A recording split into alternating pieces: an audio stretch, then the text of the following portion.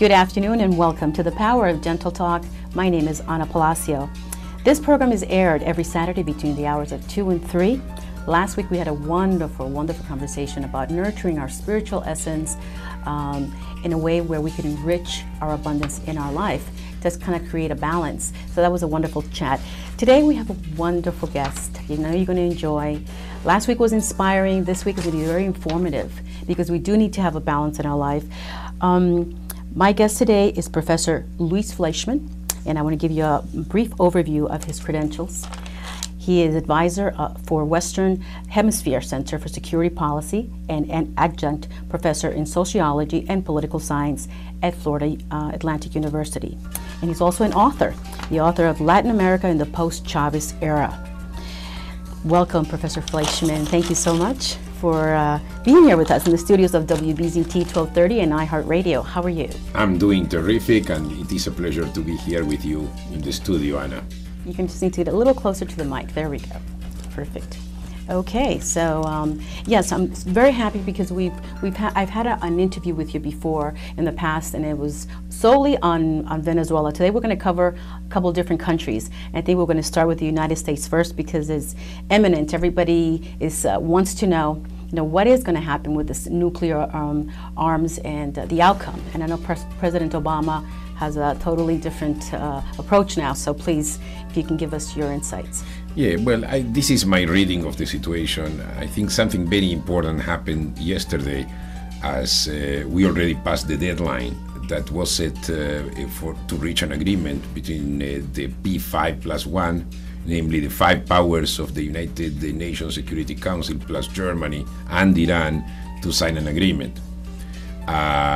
The idea, something very important that is coming from the White House, is the fact or the idea that they are not concerned about deadlines anymore. They are concerned more about what would be a good agreement.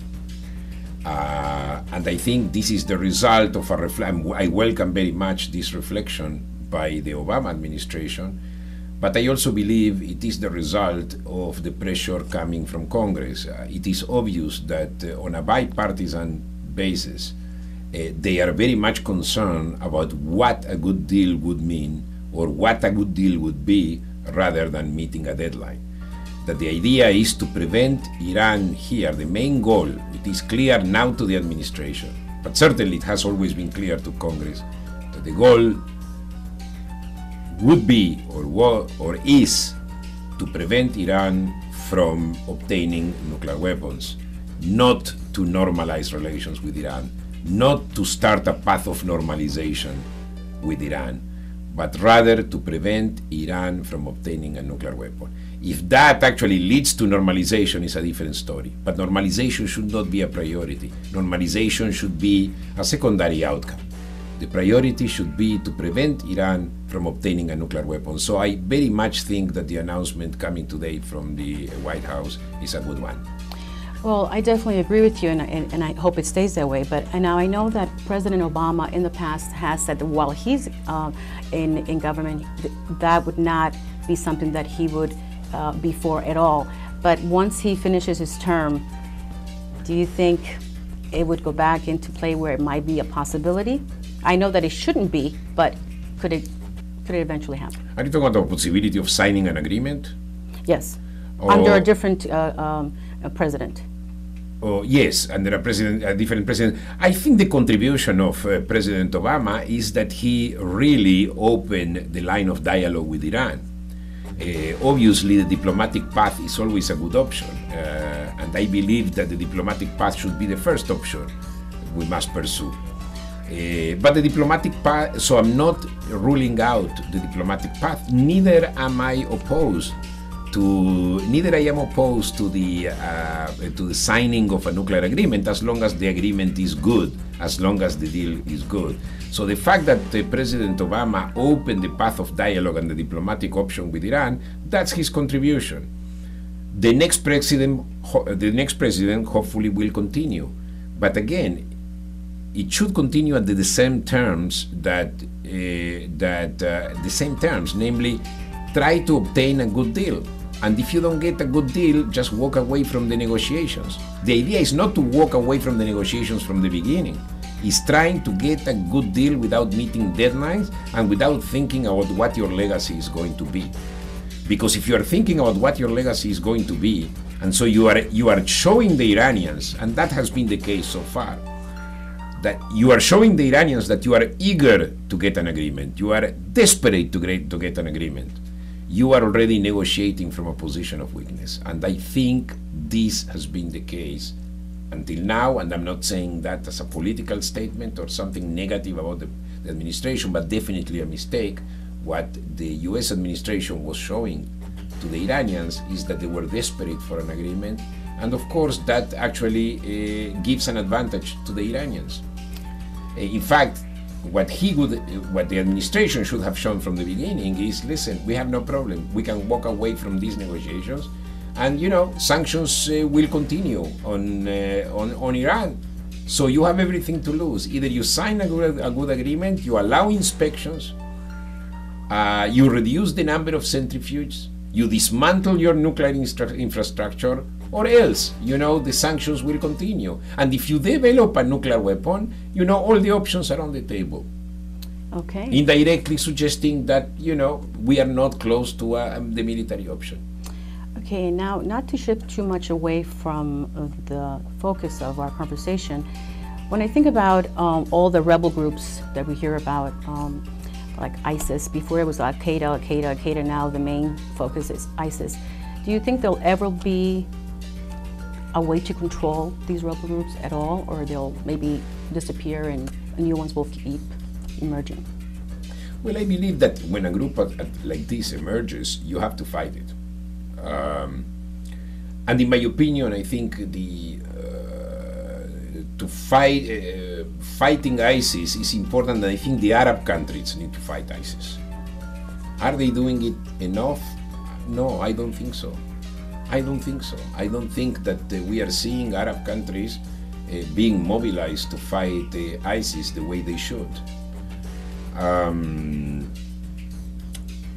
The question is Iran the solution to fighting ISIS? Because at one point it was suggested by the administration that Iran can cooperate with the United States to help defeat ISIS. But ISIS, if you are allowing Iran to defeat ISIS, Iran will have hegemony in the Middle East, and that will create further antagonism. And further antagonism between Sunnis and Shiites.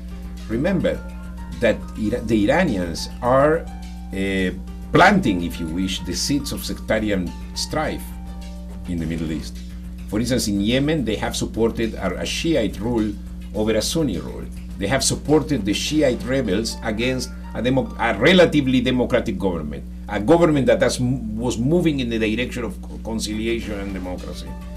In Iraq, they destroyed a Sunni Shiite coalition by supporting Maliki sectarianism in Iraq. So you cannot pretend that those who have helped create the problem be also part of the solution.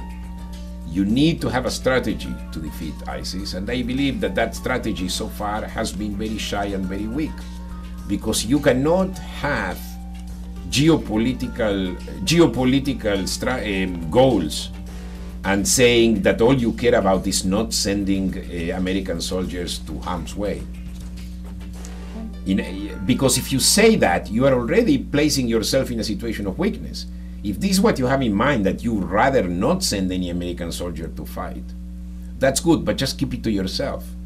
But when this is priority, you are ignoring what your strategic goals should be. And the reality is that after much criticism, the Obama administration now is weighing a new strategy for the Middle East. Hopefully it will come okay.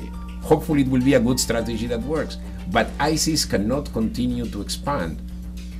And I believe that the Obama administration should be right in forcing or persuading aggressively Arab countries to fight ISIS.